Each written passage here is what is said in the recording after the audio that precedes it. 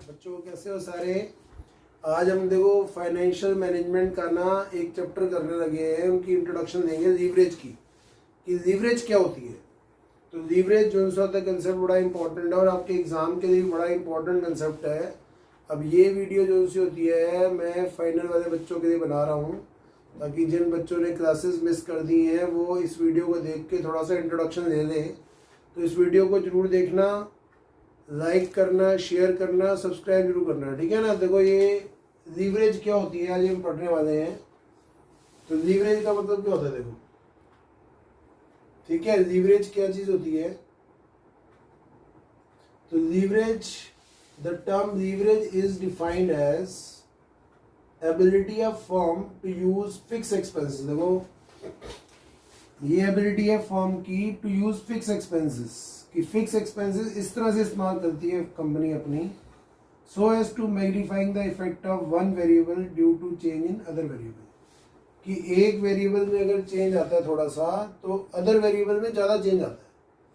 तो लीवरेज का मतलब ही क्या होता है कि दो वेरिएबल के बीच में इस तरह का रिलेशन हो कि अगर एक में 10% चेंज आ रहा है, 10% चेंज आ रहा है, तो दूसरे में 20%, 25% चेंज आएगा, ज़्यादा मैग्नीफाइंग इफेक्ट आएगा, ठीक है ना। तो इसको लीवरेज कंसेप्ट बोलते हैं। तो टर्म लीवरेज का मतलब कहता है ऐसा क्यों होता है, कंपनी के फिक्स एक्सपेंसेस की वजह से ऐसा होता है कि कंपनी के कुछ खर्चे फिक्स होते हैं और अगर कंपनी की सेल बढ़ती है तो उसका सीधा असर कंपनी के प्रॉफिट पे आता है, क्योंकि खर्चे तो फिक्स हैं। अगर सेल बढ़ गई तो कंपनी के एकदम प्रॉफिट क्या हो जाते हैं, शूट अप हो जाते हैं, एकदम तेज, ज़्यादा तेजी से बढ़ जाते हैं, मैग्नीफाइंग इम्पैक्ट आ जाता है। एक वेरिएबल में चेंज होता है, दूसरे वेरिएबल में मैग्नीफाइंग इम्पैक्ट आता है ना जब, तो इसको कहते हैं लीवरेज। तो लीवरेज तीन तरह की होती है, there are 3 type of leverages. सबसे पहले आती है ऑपरेटिंग लीवरेजेस, फिर आती है फाइनेंशियल लीवरेजेस, फिर आती है कंबाइंड लीवरेजेस। 3 तरह की लीवरेज होती हैं और ये रिस्क को भी बताती है। देखो ऑपरेटिंग लीवरेज बिजनेस रिस्क को बताती है। किसको बताती है? ये बिजनेस रिस्क को बताती है, बिजनेस रिस्क। और ये बताती है फाइनेंशियल रिस्क, और ये बताती है टोटल रिस्क, कि पूरे बिजनेस में टोटल रिस्क कितना है। तो रिस्क देखने के लिए निकाली जाती है। देखो कैसे, फाइनेंशियल लीवरेज को ट्रेडिंग और इक्विटी भी कहते हैं, याद रखना। तो बिजनेस ऑपरेटिंग लीवरेज को डिफाइन कर रहा हूँ। देखो ऑपरेटिंग लीवरेज का मतलब कहता है it is the ability of firm to use its fix manufacturing expenses in such a way, कि अपने फिक्स मैन्युफैक्चरिंग एक्सपेंसेस को कंपनी इस तरह से इस्तेमाल करती है so as to have magnifying impact, ताकि मैग्नीफाइंग इम्पैक्ट आ जाए ईबीआईटी में। ईबीआईटी प्रॉफिट होता है, earning before interest and tax, EBIT. Due to any change in sale, sale में चेंज आने की वजह से, जरा सा चेंज में सेल में चेंज आता है तो उसका मैग्नीफाइंग इम्पैक्ट आ जाता है ईबीआईटी में। किसकी वजह से ऐसा होता है? फिक्स मैन्युफैक्चरिंग एक्सपेंस की वजह से, कि कंपनी के एक्सपेंसेस फिक्स हैं और कंपनी के एक्सपेंसेस फिक्स रहने की वजह से क्या हो जाता है, एकदम प्रॉफिट कंपनी के बढ़ जाते हैं सेल बढ़ते ही। देखो ये सेल और ईबीआईटी के रिलेशन को बताता है। अगर सेल 10% बढ़ती है, सेल कितनी बढ़ रही है? 10%, तो एकदम प्रॉफिट हमारे जो ईबीआईटी है ना वो 25% बढ़ रहा है, एकदम तेज से बढ़ रहा है। और ये उल्टा भी हो सकता है, अगर सेल 10% कम होगी तो ईबीआईटी में 25% कमी आ जाएगी। तो ये देखो बिजनेस इसको भी शो करता है कि सेल कम ज़्यादा हो गई, बढ़ गई तो फायदा है फायदा, और कम हो गई तो नुकसान भी ज़्यादा होगा। तो ये यानी कि ऑपरेटिंग लीवरेज होती है इसकी। ये इसका कारण क्या होता है? फिक्स मैन्युफैक्चरिंग एक्सपेंस की वजह से ऐसा होता है कि कंपनी की सेल बढ़ते ही एकदम प्रॉफिट बढ़ते हैं। अब आता है फाइनेंशियल लीवरेज, जिसको ट्रेडिंग और इक्विटी भी कहते हैं, फाइनेंशियल रिस्क भी बोलते हैं, ठीक है ना। तो देखो it is the ability of firm to use its fix financial expenses to have magnifying impact on the EPS due to any change in EBIT. ये देखो it is the ability of firm to use its fix financial expenses. अब इसमें company के fix financial expense देखे जाते हैं, जैसे interest हो गया, फिक्स प्रेफरेंस डिविडेंड हो गया, ये फिक्स फाइनेंशियल एक्सपेंसेस होते हैं। तो कंपनी के फिक्स फाइनेंशियल एक्सपेंसेस की वजह से मैग्नीफाइंग इम्पैक्ट आता है अर्निंग पर शेयर पर। ईपीएस क्या होता है? अर्निंग पर शेयर, मतलब एक शेयर के हिस्से में आने वाली अर्निंग को कहते हैं।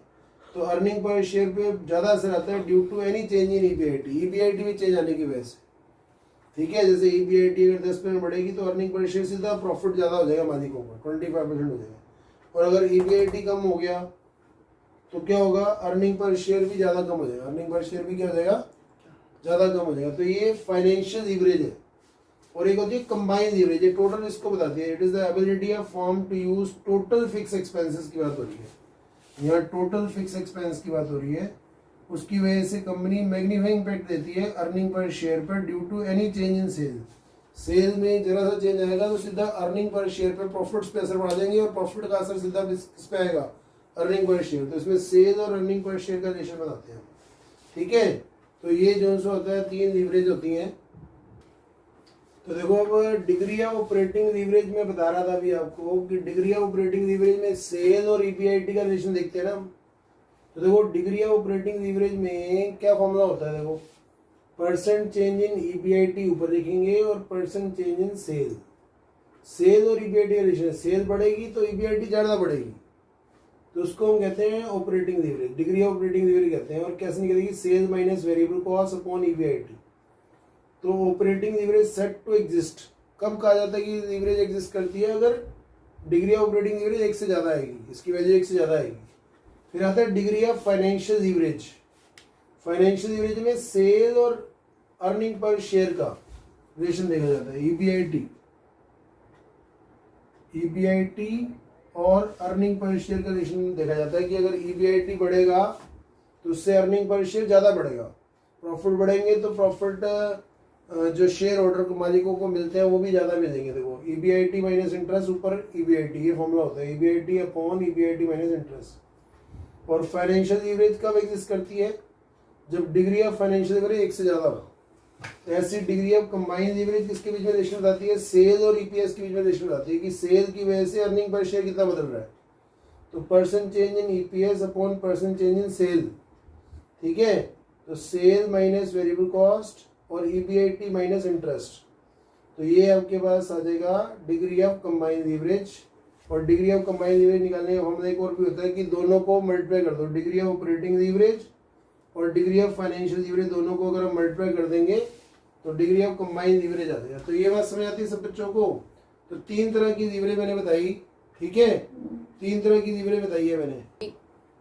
हाँ देखो अब मैं आपको ना तीनों लीवरेज निकालने का एक सवाल करा रहा हूँ। देखो सम देखो, सेल दी हुई है हमारे पास 40 लाख रुपए, वेरिएबल कॉस्ट 30% सेल है, इंटरेस्ट 14 लाख है और फिक्स कॉस्ट हमारी 2.5 लाख, नहीं 25 लाख है, ठीक है। फिक्स कॉस्ट हमारी कितनी है, फिक्स कॉस्ट 2.5 लाख है, ठीक है। अब देखो कैसे करते हैं, सबसे पहले देखो सेल निकालो, सेल 40 लाख दी हुई है। बिल्कुल ध्यान समझना, 3 लीवरेज निकालने को कह रहा है, तीनों लीवरेज निकालनी है।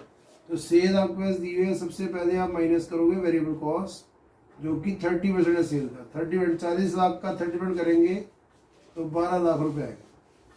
तो ये आपके पास बच गया 2.5 लाख रुपए, इसको बोलते हैं हम कंट्रीब्यूशन, वेरिएबल कॉस्ट माइनस करने के बाद।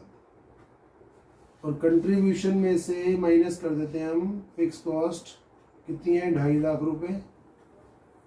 तो ये आपके पास आ जाता है 2.5 लाख माइनस करने के बाद आ जाएगा 25,50,000 रुपये। इसको क्या बोलेंगे हम, वेरिएबल कॉस्ट में कंट्रीब्यूशन माइनस कर देंगे, फिक्स कॉस्ट माइनस करने के बाद हमारे पास यानी कि जो सा आ जाएगा EBIT, earning before interest and tax. फिर जो सा था इसमें से माइनस करते हैं हम इंटरेस्ट का खर्चा, और इंटरेस्ट का खर्चा भी हमारे पास दिया हुआ है 14 लाख। तो ये सब माइनस करने के बाद आ गया 11,50,000 रुपये, इसको कहते हैं अर्निंग बिफोर टैक्स, ठीक है। तो ये आपके पास सारी स्टेटमेंट बन गई है। अब स्टेटमेंट के ऊपर आपने सारे फॉर्म लगा देने, जैसे सबसे पहले आपको निकालना है डिग्री ऑफ ऑपरेटिंग लीवरेज। तो डिग्री ऑफ ऑपरेटिंग लीवरेज का फॉर्मूला क्या बताया मैंने आपको अभी, तो डिग्री ऑफ ऑपरेटिंग लीवरेज का फॉर्मूला बताया था, sale minus variable cost upon EBIT. EBIT क्या होता है, earning before interest and tax. तो सेल आपके पास कितने हैं 40 लाख है, और वेरिएबल कॉस्ट आपके पास कितनी है 12 लाख, और ईबीआईटी आपने कितनी निकाली है 25,50,000। तो इसको आप सॉल्व करोगे तो कितना आ गया आपके पास 28 लाख और इसको 25,50,000 से अगर मैं डिवाइड कर दूंगा तो मेरे पास डिग्री ऑफ ऑपरेटिंग लीवरेज आ जाएगी 1.09। ठीक है, तो डिग्री ऑफ ऑपरेटिंग लीवरेज ऐसे निकालनी है। फिर अब निकालनी है मेरे को डिग्री ऑफ फाइनेंशियल लीवरेज। तो डिग्री ऑफ फाइनेंशियल लीवरेज कैसे निकालते हैं देखो,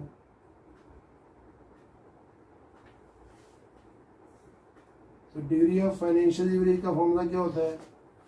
डिग्री ऑफ फाइनेंशियल लीवरेज का फॉर्मूला होता है EBIT ऊपर रखते हैं, फिर EBIT में से इंटरेस्ट माइनस करते हैं। तो EBIT आपका 25,50,000 है और 25,50,000 में से 14 लाख का आपने इंटरेस्ट माइनस कर दिया। तो 25,50,000 में से माइनस कर दो 11,50,000। तो इसको डिवाइड करके कितना आ जाएगा? 25,50,000 को 11,50,000 से डिवाइड करेंगे तो 2.21।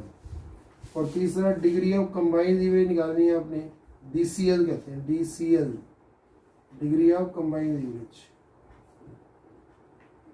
डिग्री ऑफ कंबाइंड लीवरेज अगर मेरे को निकालनी है तो डिग्री ऑफ कंबाइंड लीवरेज निकालने के लिए डिग्री ऑफ ऑपरेटिंग लीवरेज और डिग्री ऑफ फाइनेंशियल लीवरेज को मल्टीप्लाई कर देते हैं। 1.09 को 2.21 से मल्टीप्लाई कर दो तो डिग्री ऑफ कंबाइंड लीवरेज आ जाएगी आपके पास 2.43। तो ऐसे देखो ये बहुत ही सिंपल क्वेश्चन होता है। 3 तरह की लीवरेज मैंने बताई है। डिग्री ऑफ ऑपरेटिंग लीवरेज, ठीक है, डिग्री ऑफ ऑपरेटिंग लीवरेज देखो मैंने बताया परसेंट चेंज इन EBIT और परसेंट चेंज इन सेल और EBIT के रिलेशन को बताती है कि सेल में अगर चेंज होगा 10% तो EBIT में 25% चेंज होगा, 10 से ज़्यादा चेंज होगा, 15 होगा, 20 होगा, है ना। ऐसा डिग्री ऑफ फाइनेंशियल लीवरेज क्या होता है? Percent change in EPS upon percent change in EBIT। ऐसी डिग्री ऑफ कंबाइंड लीवरेज में क्या होगा? Percent change in EPS upon percent change in cell.